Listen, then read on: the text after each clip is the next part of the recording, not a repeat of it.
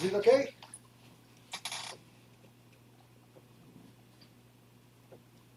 Can we go here?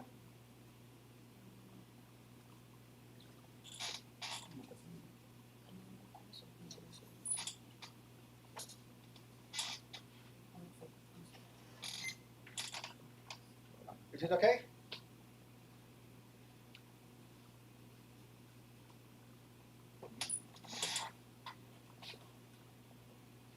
Okay, everyone.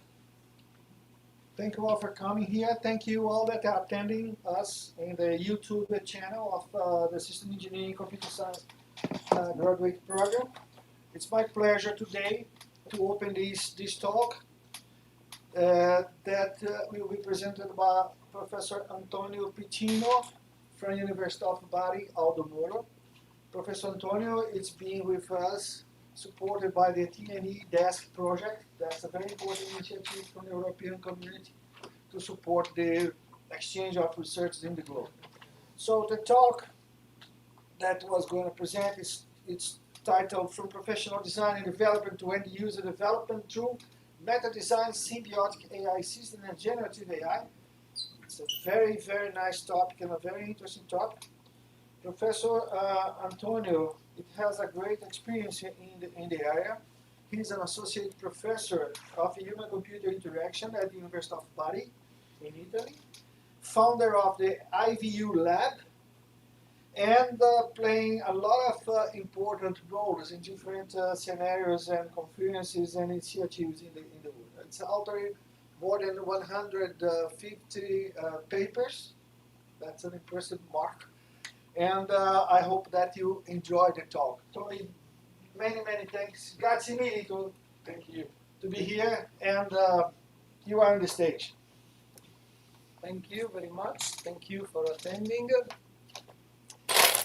So, thank you for the presentation. As anticipated by Guglielmo, my talk will span from HCI aspects. Actually, this morning I visited, thanks to Guglielmo, I visited some of your laboratory, and you are actually engineer experts. But I will bring my view in my research group, the view of my research group that is mainly on HCI topic. So we are the human side of the computer science.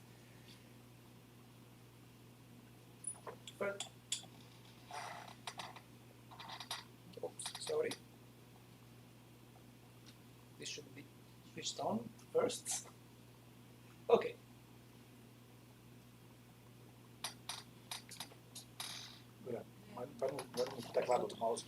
Is it okay?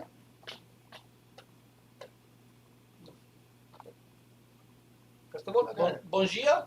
It is correct my pronunciation. I'm trying to learn, but it's difficult, even if Italian is very, very close to Portuguese.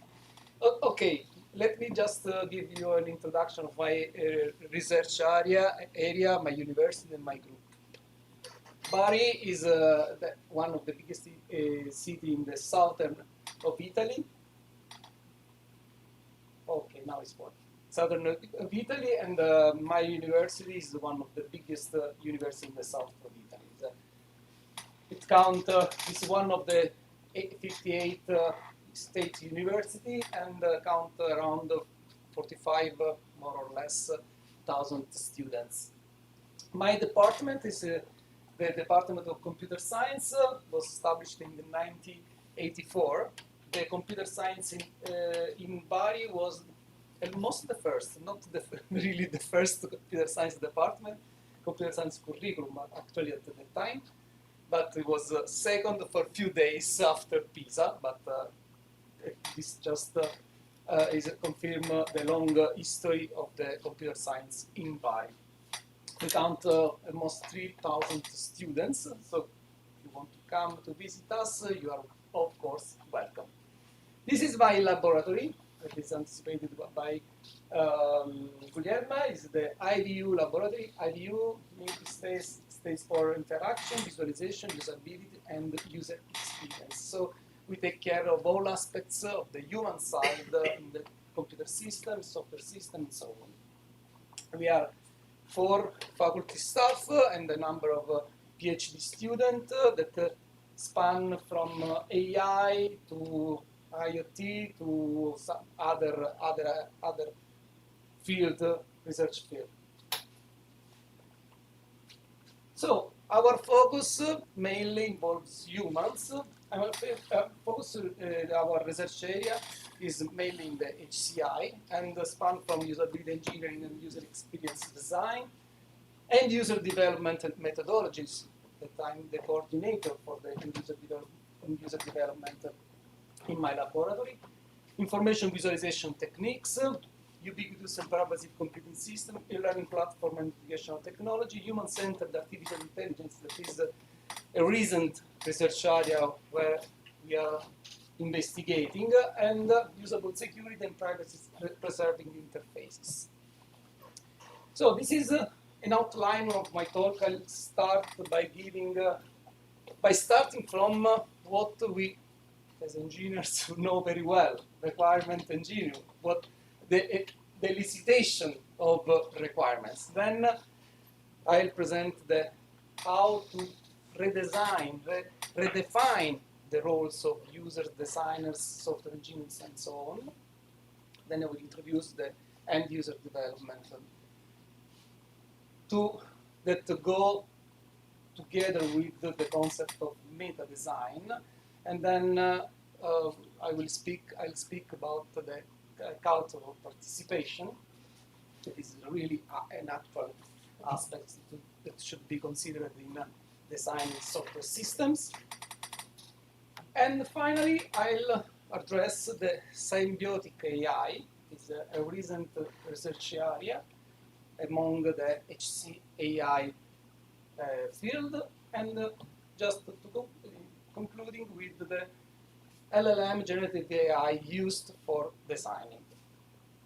Okay, let's start with the system requirements. System requirements is a very elicitation of system requirements, a very challenging effort. So today we cope with many systems, with many software systems, and with many systems in general that sometimes does not comply with our needs, with our needs, with our expertise. So why? Because software engineers doesn't work well? I don't think so. But starting from this question, let me present you the phenomena we studied in the years that are around the system requirement elicitation. System requirement elicitation means communicate with the user, communicate with the product owner, communicate with the owner of the problem.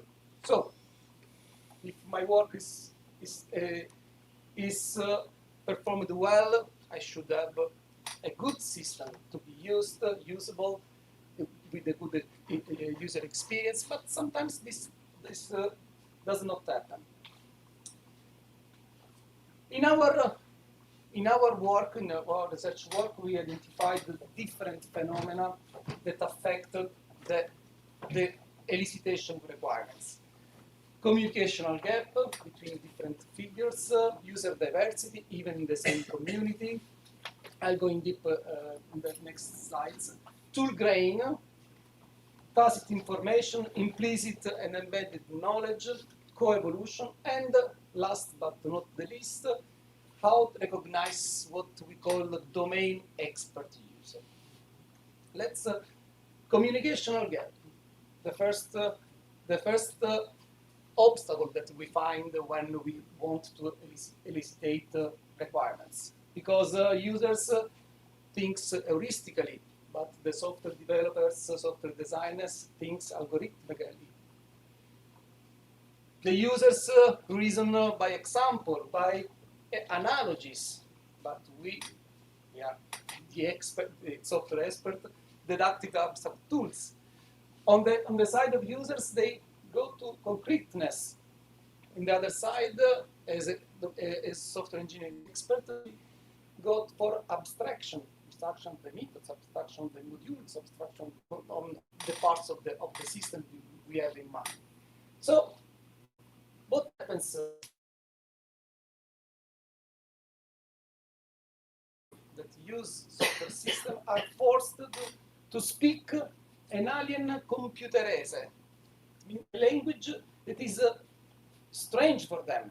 Think about doctors, physics, many of them are forced to learn programming language, but this is not, they are not their expertise, but are forced to use the system.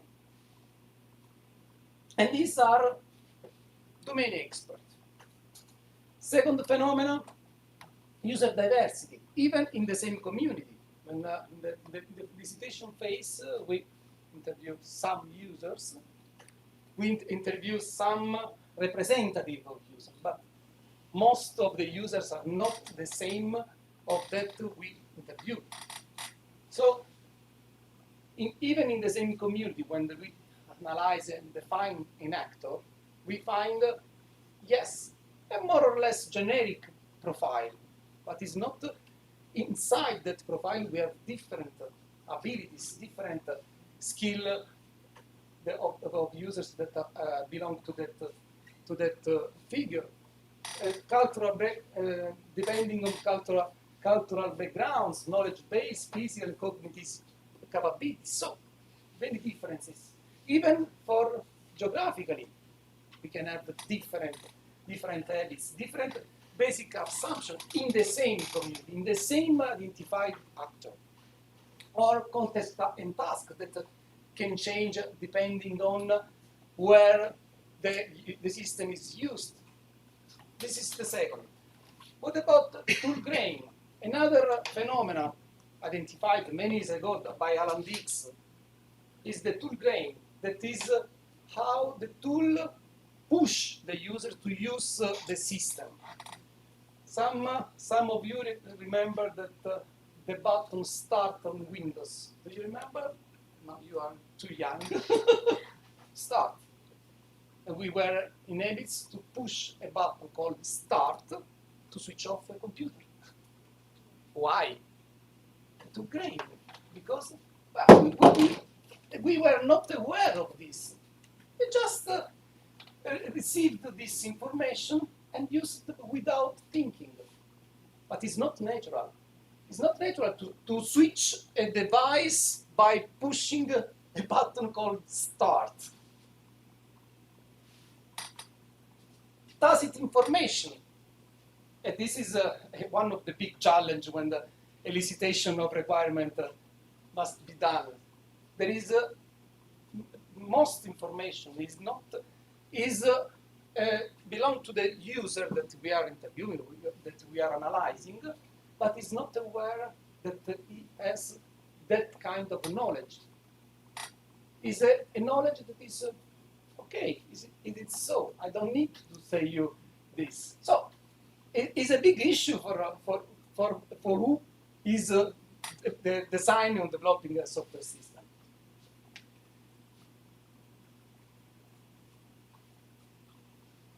A fifth phenomenon is implicit and embedded knowledge. It's similar to tacit knowledge, but it's not the same, because implicit knowledge is the knowledge that users possess and actively use daily in their work, but difficult or impossible to articulate, to explain to some other that is not in your area. Thanks to doctors, thanks to other professional figures. It's what we call know-how of the user. So, how to do?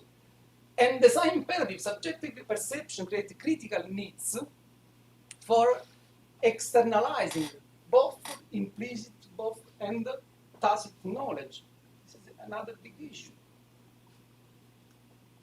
And finally, I'm in the co-evolution of user systems.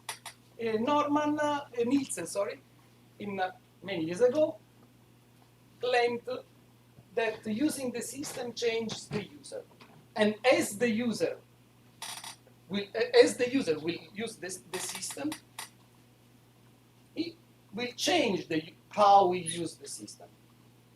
It's a co-evolution I evolve, the system evolves. So this alert us to have not monolithic software that we should develop for design for evolution, that we empower the users to adapt, to be capable to adapt the software.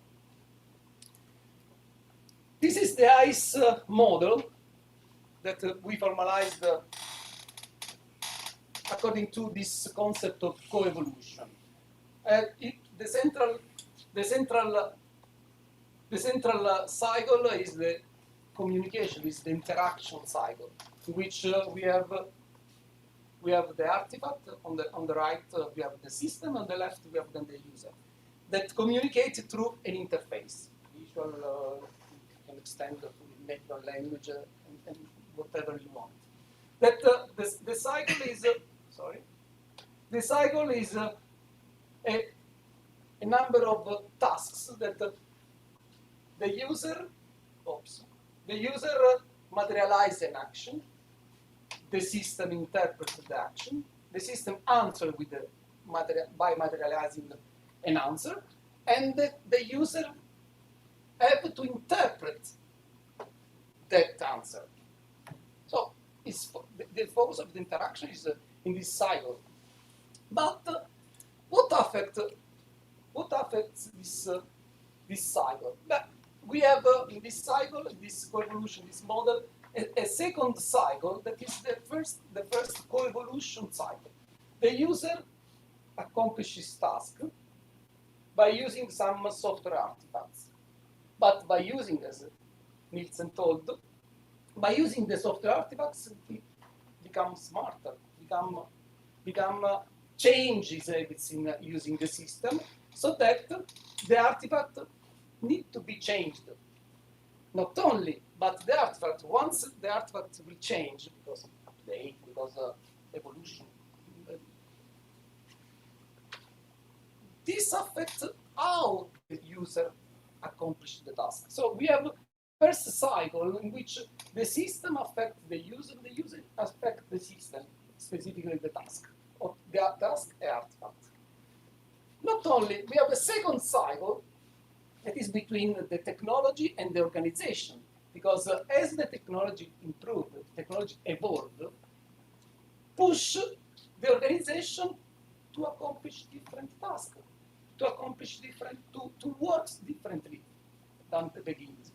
And this, again, this affects how the task is performed, and this affects the organization after the technology. So the organization, the users demand for improvement in the technology answer, and then this again push the system to be evolved. So is a continuous evolution that is interviewed by the user and the system, mediated by the communication, the interaction cycle.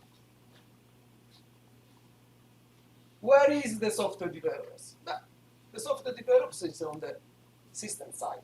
We know this very well. But what about the rest? What about the remaining part? What about the users? Once the system is delivered. Let's speak about domain expert users. Domain expert users are a special category of users. Domain expert users represent this class that are professionals, not who are experts in their specialized field, but not necessarily in computer science. And users on their context, they use computer environment daily to perform complex domain activities, specific tasks that require deep specialization knowledge. As an example, I recall always the medical domain, that is the strange domain far from us. Medical doctor diagnoses patient, mechanical engineer designing components, geologists analyzes seismic data, and so on. That are notions. Tomorrow, this morning, not tomorrow, we were speaking with Guglielmo. speaking about a project with healthcare, with in a project in healthcare, and he said, I don't know what they want, but I realized what happened.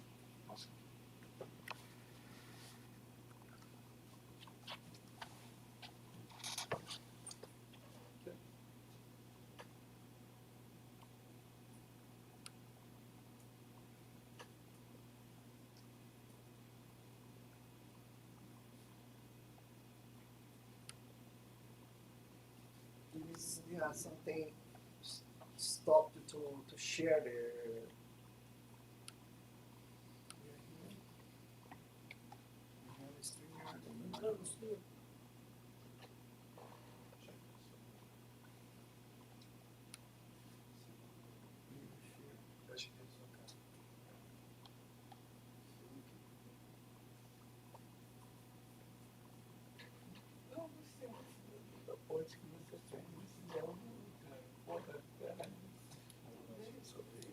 Come back.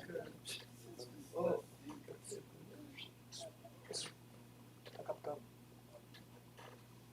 Did it come back?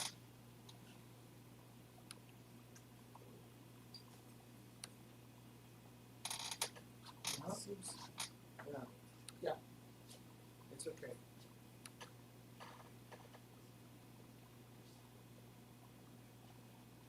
It's okay. Yeah, please. So, how to support this kind of users?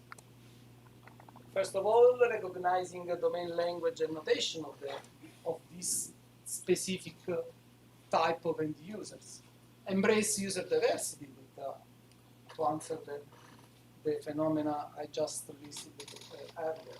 Design appropriate environment for them to let them to express their knowledge. And enable coevolution. How to enable coevolution? How to enable by ourselves coevolution? It's a tricky problem, it's really challenging. So, what is the proposal? Let's redefine the role of user and designer. This is a challenge. This is a challenge, actually. Let me show the history of the developing. The historical software design was initially dominated by professionals, right things to do, in which designers are in charge of the software, the users are in charge of using the software. So the distinction is sharp. Then, in the years, new approaches were adopted. User-centered design, for example. User-centered design, the user is my main actor, so I have to take into account in the design about the user, followed by the participatory design. I can take the user into the design team. So, but this is still enough. Traditional design, we have at time zero designed by software professionals and used by end users. In the UCD, user-centered design, participatory design perspective, designed by software professional with user, so we have the involvement in the user, but the use time is only devoted to end users. No possibility to change the software. But what we aim should be this. Design is okay. With user it's okay, but end user should be involved in the design, in the development of the system. And this is why I want to talk about end user development. End user development for a C, I'll give you the definition in the next slide, because we have to start. Who are the user? Who are the end user? Let me do this distinction. Users are all individuals interacting with software system, including software engineers. So we are users. We professionals are users of the software system.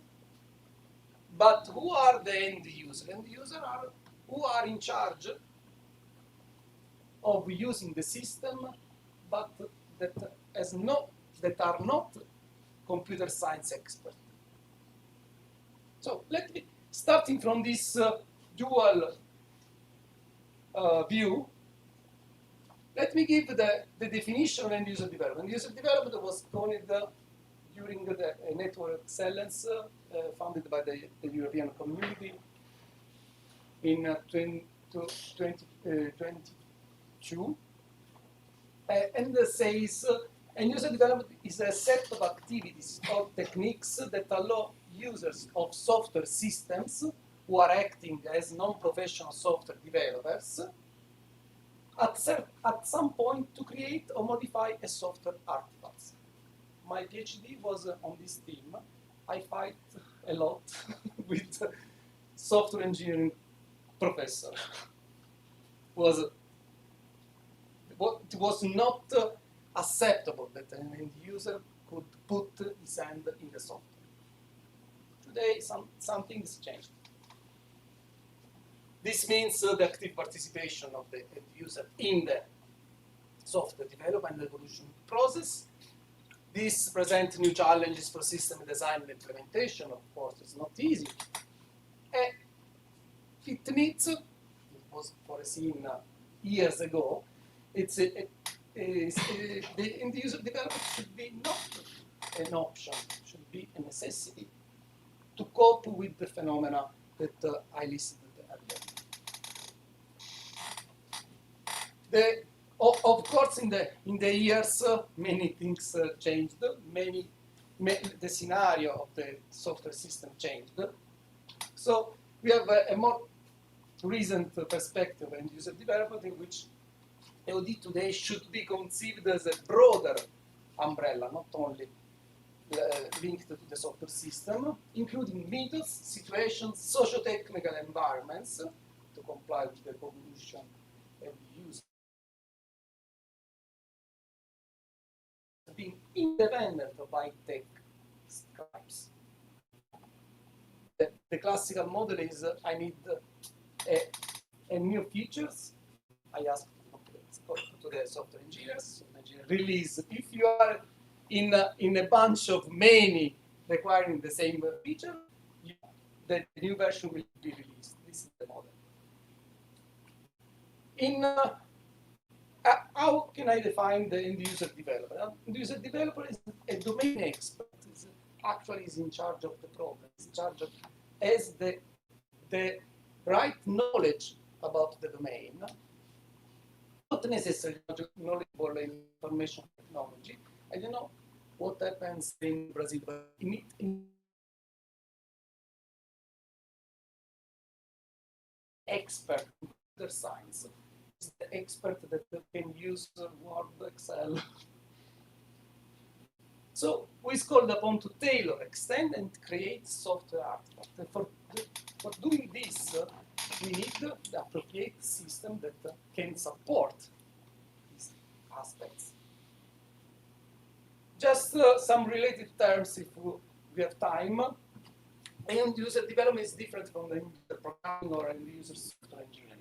End user programming is defined by Myers in 2006.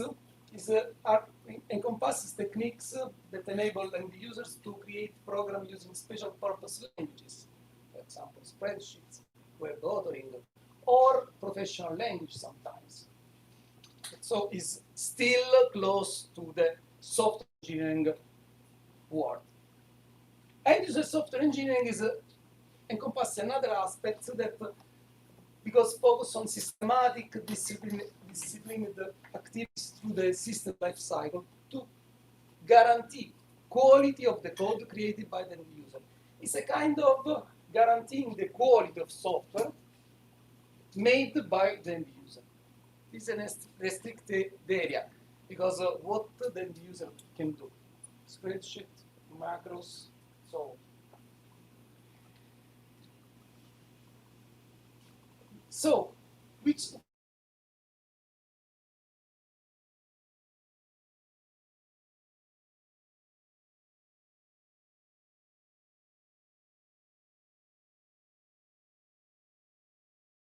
umbrella. It's included broader aspects on the system.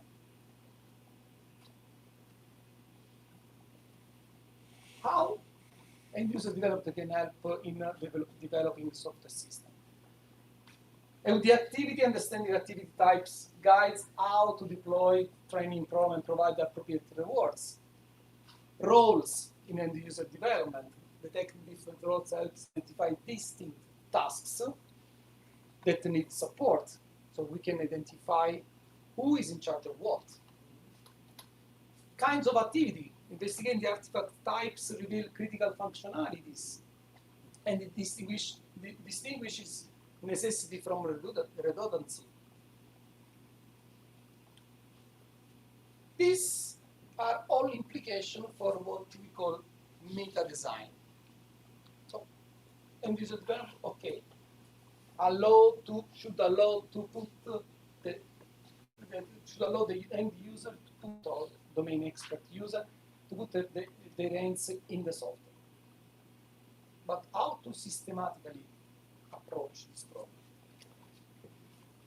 Let me introduce meta-design. What is meta-design? Meta-design fosters the creation of an open system that can be modified and extended by end user at use time. It's not easy. It's a kind of a theoretical framework that enables end user and other stakeholders involved in carrying the knowledge about the domain that we want to cope with the software system, or to become end user developer in dynamic application domain by creating the social technical condition for empowering problem owners to participate in system evolution. It's not easy. In other words, what does it mean, meta-design? Meta-design means designing for design. Designing from our side to let somebody else to design. It's a proxy problem. A meta-design is responsible for developing tools that allow the user to design, creating the condition for a EUD, to cope with the phenomena that I listed at the beginning. What is meta-design in practice? Which activities it encompasses? Implication for meta-design, the activity roles in the user artifact type. Let me show the model, the ICE model, the interaction model and the convolution model. What happens at this model in case I add another figure, another actors in this evolution context? Oops, sorry. In EUD setting, we should have four roles: the system, and then the user. This is the classic, the model that I show you, the ICE model. But now we should encompass also what is called the domain developer. It is the user that put his hands in the system to evolve the system. And who is the meta designer? The software engineer that developed the system, that should be able to create a system and to design a system that should be designed by a non-computer scientist. And this is a migration path, because by recalling the evolution, the end user more and more is becoming clever, becoming smarter today. Today we use app to create something or to modify something with AI, without LM, whatever you want. So this migration path moves the end user, that is the passive user that can modify certain, to domain development. And this problem involves three distinct communities. So this is what is called the multi-tiered proxy design problem. in which we have the end user, we have the end user developer that is able to articulate what should be developed without software programming competencies. And then we have the software development. So three different figures. How could be implemented the meta-design approach? Let me show you a four-step process. The first process should be to define the conceptual model. How to define the conceptual model? A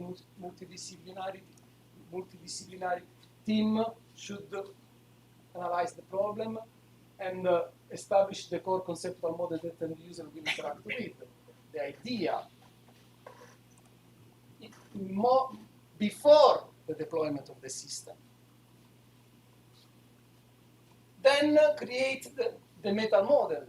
The meta model, that is the underlying structure that the user developed, will use to create instances of the kind of template. The last two steps design the end user development environment to let kind of authoring environment that let the end user developers to create instances of the meta model.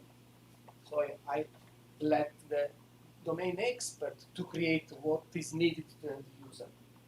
Me, that are not knowledgeable about the specific domain, about the healthcare system. And finally, step 4 is the step in which the meta model interpreter is built to let the software developer create an interpreter capable of reading the meta model instances and generating the actual software system that will be used by end user and domain expert user. What happens at the use phase? At use phase, what is foreseen is that the actual end user interact with the system created by end user developer, carrying out personalization activities. So even in this phase, not passive user, passive consumer of the system, but empowered by some facilities, some functionalities to further adapt the system to habits, knowledge, and so on.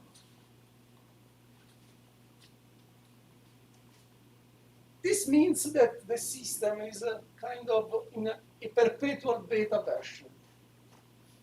Perpetual beta means that the release, but this already happens now. I don't know if you adopt the Scrum methodology to develop. Scrum is actually a perpetual beta, it's a cycle. The system is never released, is always released at the end of the sprint, but is never released finally. So it's a kind of perpetual beta version.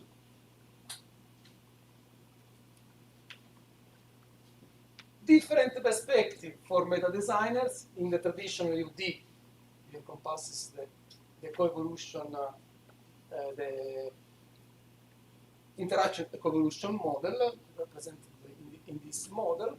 In the proxy EUD, we have it's a different aspects. We have to take care of the interaction and what meta designer do for end user development.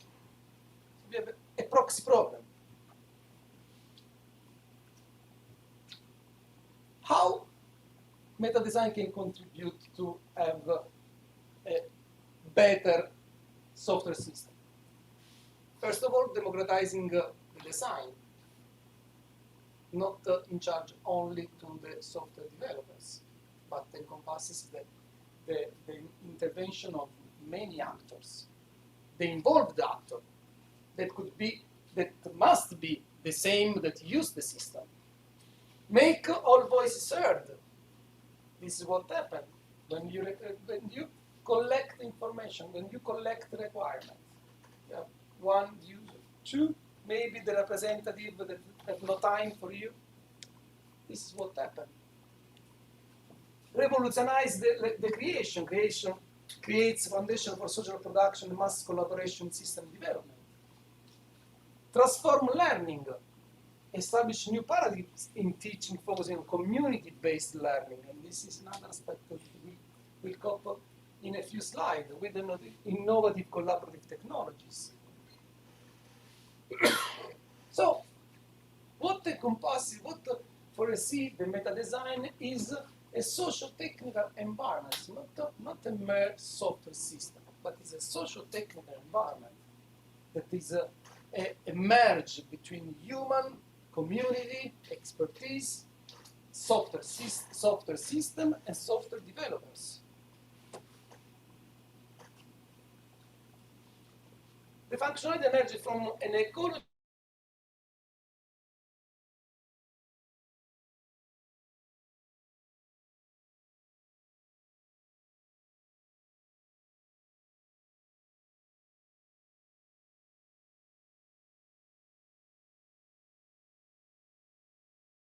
prepared is not a good software engineers.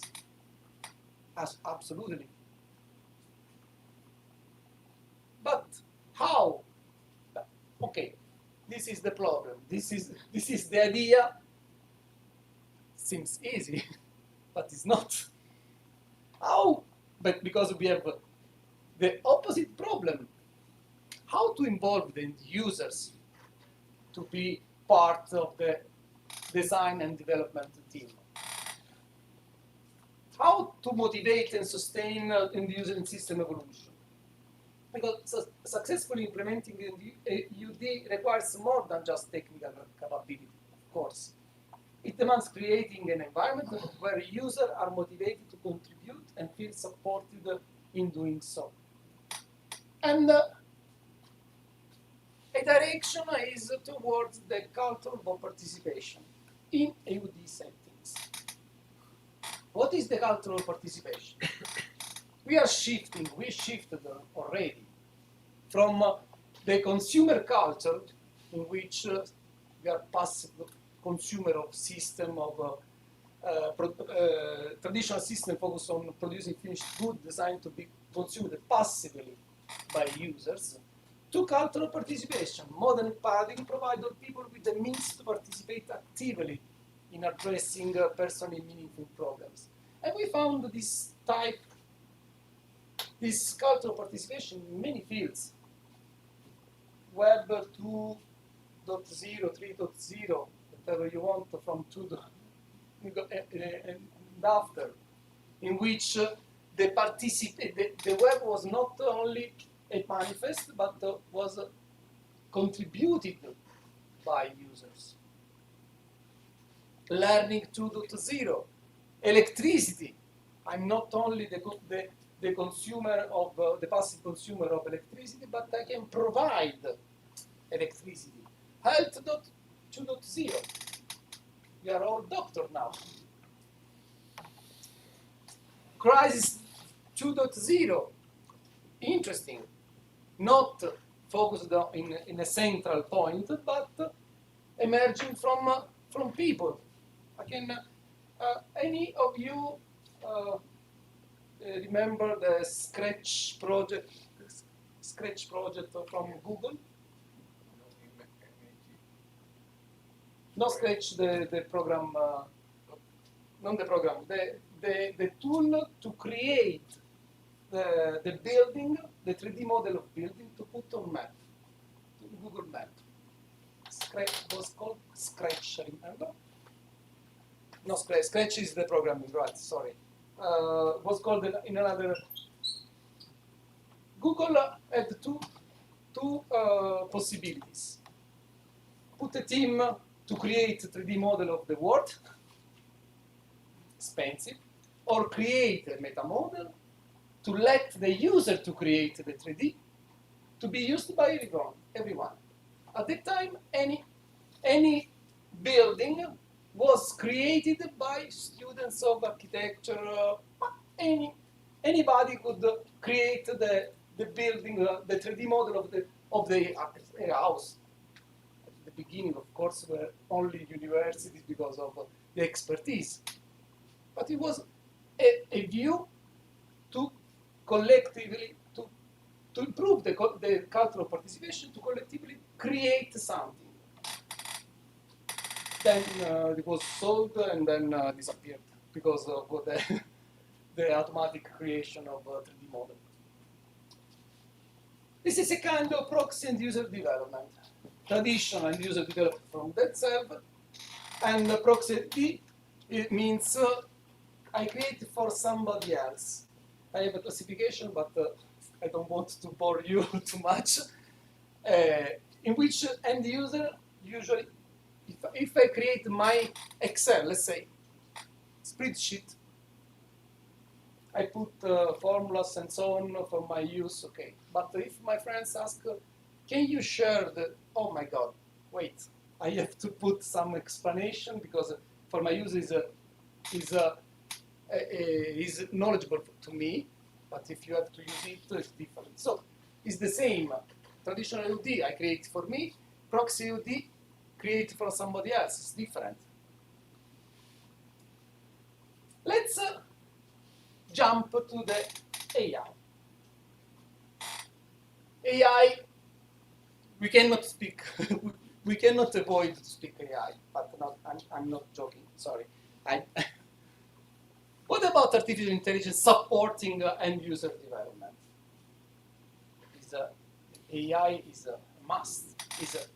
It offers big potentiality in this approach. AI is almost ubiquitous.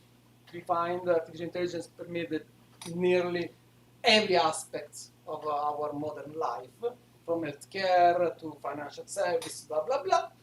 But despite this widespread adoption, AI implementation often fail to account for diverse needs. It's a monolithic model. Context and capability of the humans they're meant to serve. Is a flat model. Recently, we are approaching what is called human-centered AI. That is the crossroad between HCI and artificial intelligence. HCAI represents the convergence of human-computer interaction principles with artificial intelligence capability. And we studied many aspects of the AI systems, and in particular, we realized that AI follows a one-size-fits-all approach, a monolithic approach. What is good for me is good for any of you. Why should we change this up? The same discussion we have done before AI. We have the same problem with AI. It should support, but it's not so. Opacity, the system, complex algorithm create barriers to adopt in high-stakes application, like medical diagnosis, but also many others. And need for symbiosis. Creating systems that reflect human needs requires intervention paradigm and transparency by design to accomplish user needs. We performed a literature review on AI, on EUD for AI, to let users to put their hands in the AI systems. We derived the current approaches. We identified the current approach to AI customization. So existing methods for adapting the AI system fall short of true symbiotic interaction. Mainly, we found rule-based customization, if this can that, or low-code, no-code AI, platform allow building AI model to visual interface without programming, but don't enable real-time intervention or adaptation post-deployment.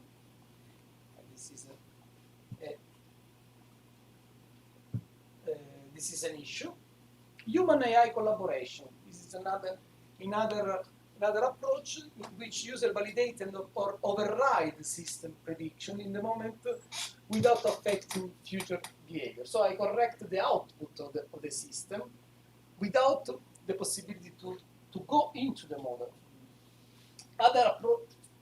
The customization process should be, the customization process is a review AI classification, a user examine AI predict classification, textual explanation justifying the decision, user intervention, override the classification of the generated explanation, and model adaptation, system logs intervention to update the AI explanation model for future improvement.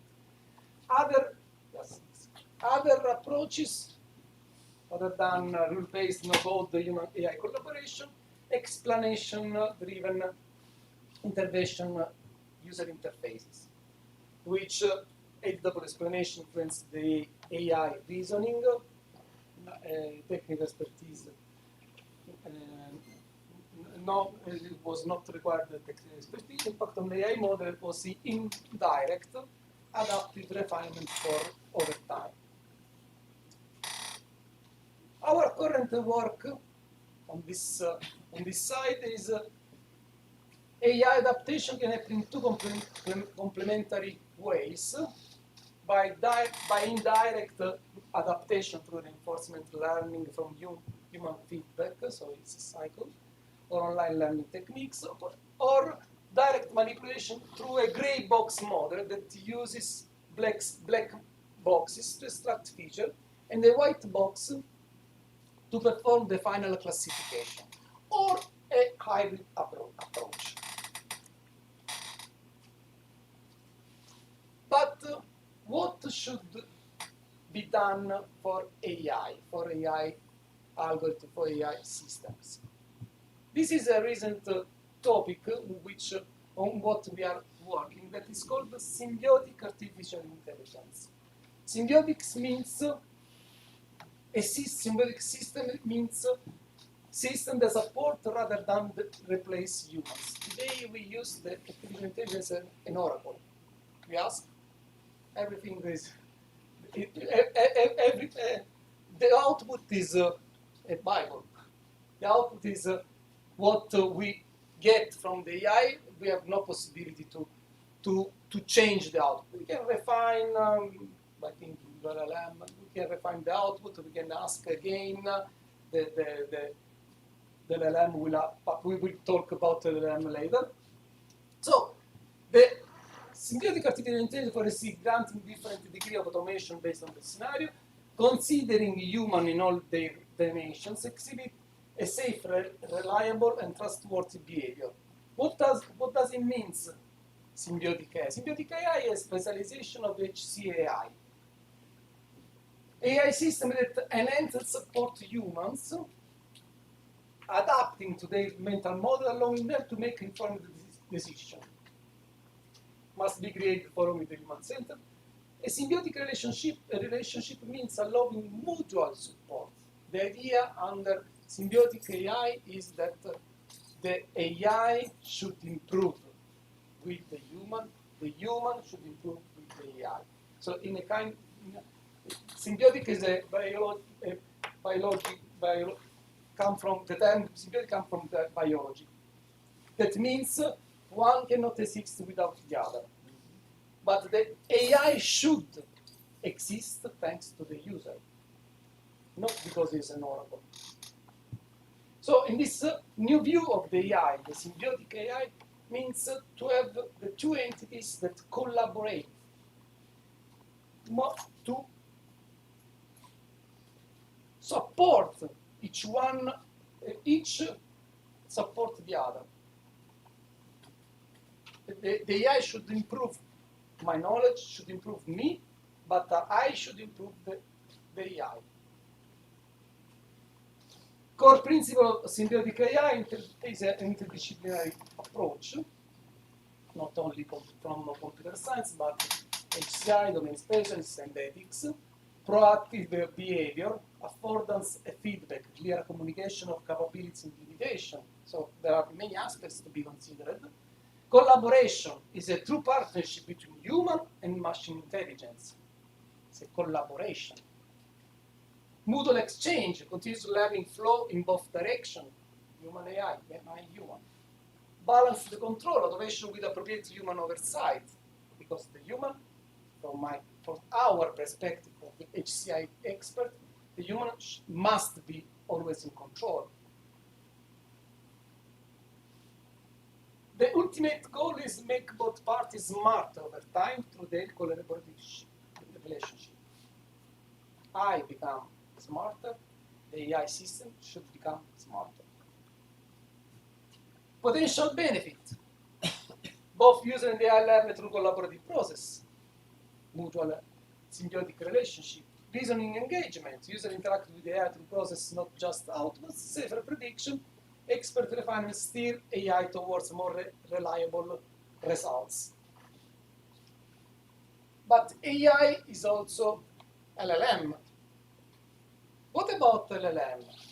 Let's see LLM, and then I conclude. I have time. Yeah. Let's see AI and LLM through the lens of end-user development. How the LLM can help in end-user development topics. EUD and Meta-Design, users evolve from passive consumer to active co-design, so reshaping tools during the use time, at use time. What can do LLMs? LLMs lower the barriers. Natural language interface reduce technical friction. So the end user developer is no more forced to learn about programming language, but introduce opacity and new risks. Same of AI. Those derived by AI. Regular arbitration, the EU AI Act. I don't know if you have the community, the European Community issued the AI Act. That's the same, okay. That is a regulation about what is about the regulation of the level of risks actually of the AI. Mandates human-centered constraint, transparency, and accountability. GenAI changed the cost structure of creating software. The question is, can LLM help user build things? For sure, yes. But how? They already do.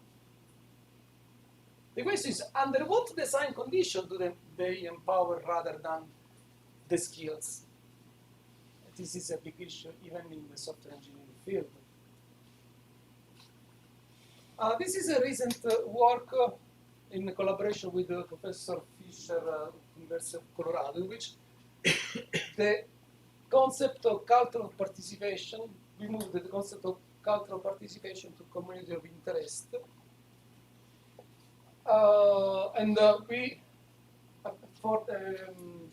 We coped with the topic of Renaissance scholars to Renaissance communities. Why few if we can have the community? And how LLM can support this type of migration. We can a systemic problem that care, climate, education exceed the individual expertise. Innovation now emerges from distributed creativity. The same the cultural participation. Community of practice expand into community of interest. Hard socio-technical environment where knowledge is partial, fragmented, and collectively constructed. A central topic in this domain is the symmetry of ignorance. That is spanned on user diversity that we already have seen. The user diversity. What does it mean? Symmetry of ignorance. I'm expert in, let's say, computer science, but my domain expert is ignorant in computer science. But I'm ignorant in that domain, medical domain. But he is expert in the medical domain, and I'm ignorant. So this is called the symmetry of ignorance. I'm ignorant but expert in another field. My counterpart is expert but ignorant in another field. In the field at hand. Why LLM for Renaissance communities? Expand knowledge access. LLM, as meta-design do, democratize articulation, allowing domain expert to express goal in natural language without coding expertise. This is what is happening in any domain. Reduce entry barriers, lower friction for ideation and prototyping, accelerates participation across skill levels. This is a boost, this is a huge boost with the LLM in coding, in creating, in developing. But we have three critical issues. Opacity, the user can inspect reasoning, over-automation, critical things atrophies, too much automation, homogenization, output converges to statistical average, because the LLM answer on statistical data. And constrained the diversity of what we should consider in our systems. So LLMs are not creative agents, they are components, and we should use LLM as components of our systems. Creative cannot be solved at the model level, it depends on how LLM are embedded in infrastructure that allow inspection, revision, compatibility, and evolution. The evaluation lens shift from model performance to interaction infrastructure. Focus on the entire environment, not just the algorithm. Where EUD play a role in this scenario? EUD enables domain expert to build and modify tools directly, without programmer intermediate. Meta-design, design for design after design, system remain open, under-designed, and evolvable, so user continue designing during use. What happened with LLM? LLM prompt as design practice, prompt become a way to shape possible possibility spaces, not just casual input. How can be connected? We experienced more than a couple of case study to empirically evaluate this kind of the intervention of LLM in meta-design setting, in EUD settings approach. Usability improvement can paradoxically reduce agency. If users delegate too much, they lose understanding and ownership. LLM supports the issue to sustain culture of participation, so many knowledges, keeping users as active contributors. This is what are the case from the case study we in which we applied LLM in two different domains, in pharmaceutical robots for creating the recipe and speech theory domain. What was the output of this experience? Output LLMs plus EUD was a success when outputs are inspectable. I can see what is generated and why, under the concept of explainability, specificate, many others. User can revise before action, modifications to default, not after thought. System support learning, accountability, understanding grows over time. These are not nice to have. They prevent LLM from turning EUD into passive consumption, as was at the beginning. Symbiotic AI with LLM, symbiotic EUD with LLM means symbiotic EUD that encompasses symbiotic AI. In the Renaissance community, they set the social-technical goal, distributed, participatory, evolvable creativity.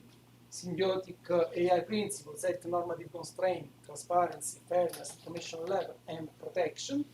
EUD plus meta-design provide the concrete method to build such environment. To conclude, prompt engineering should be a literacy, not just a trick, a shortcut to create something. Prompt should not casually impulse. They are disciplined design artifact that shape interpretation space. A prompt should be inspectable and revisionable by end user, by end users. encoded with constraint, context, and ethical boundaries, part of the system governance layer. Practical design requirement, grounded in structure, provide why and uncertainty, revision as default, and log and trace to control, to monitor the output of the LLM. Take-home message, LLM can empower EUD only if it's embedded in the infrastructure, irreversible infrastructure. Meta-design shift focus to design, after design, and cultural participation. And symbiotic AI principles provide guardrails for responsible empowerment. The difference between empowerment and skills design, particularly the infrastructure for inspection, revision, accountability, and sustainable participation. So the shifting, this means shifting the mindset from LLM as an answer machine to an LLM as a community component, from user to co-designers, from automation to human AI co-evolution. The future of EUD with AI and with LLM is not only about generating code or content, but about creating more inclusive, transparent, and affordable digital ecology. That's all. Thank you. Wow. Go longer? Many thanks. Well, that's fine. That's fine. We have time. And we have time for questions. Do you have some questions for Professor Antonio? Please, Larissa. Yeah, so thank you for the talk. It was interesting, really. And you spoke really fast about the explainability part. I was curious about this because I understand that the end user developer is not, it can be, but sometimes it's not a technical expert, like it's not software engineering or computer science expert. So how this explainability was shown to them? It was a text, an image, how? It depends on the mechanism you encompass in the AI mechanism you encompass. Explainability is much more, could be through text, for example. Recently, the most used is generated by LLM. It's typical. It is easy. It's easy. It works well because it's a. But explainability means, in this sense, in the symbiotic AI, for example, means let the user to understand the model. It is not just explain why I gave you this output. This is easier. You can ask the LLM, why you give me this output? No, you are not correct. Okay, it's changed. It's not the correct way. But it should be clear. It should be a white box. It's not easy, of course, but it should be a white box if I want to encompass this kind of automatic or automation in the creation of the system. Okay, we have a question from the audience in the internet. It's from Arthur Sass. Arthur is one of, it's a master student here. And he asked you, which types of applications and the user do you think have more to gain from LLM empowered end user development? What application? Many. We just tested a couple of domains as I just cited. In the robotical pharmaceutical, in which a Scratch environment was used, supported by LLM to support the creation of the program by Scratch, for example, or in the case of speech therapy, used to adapt some therapy, but it was used only as a mean, not as a solution.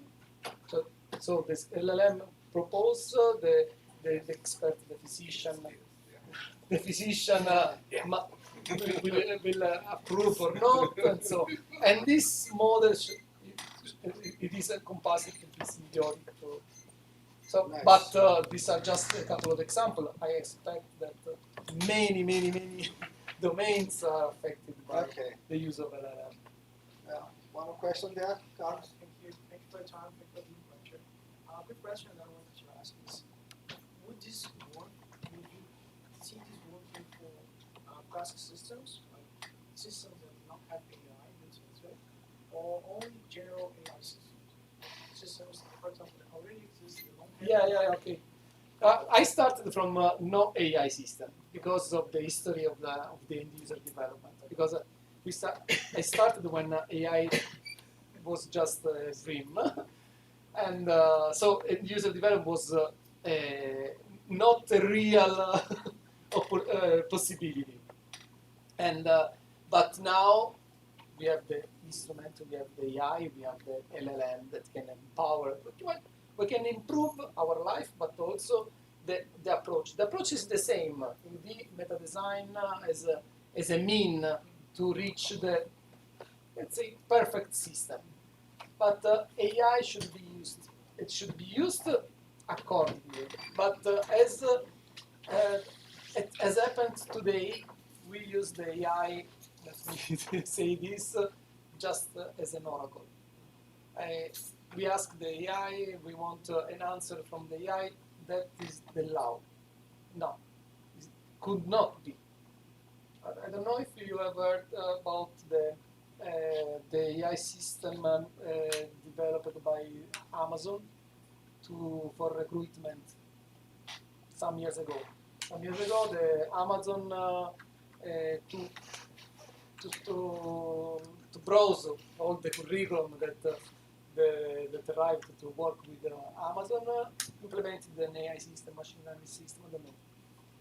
After a while, they had to retire it because for some position, you choose only female, for example, or only male people, because historically in the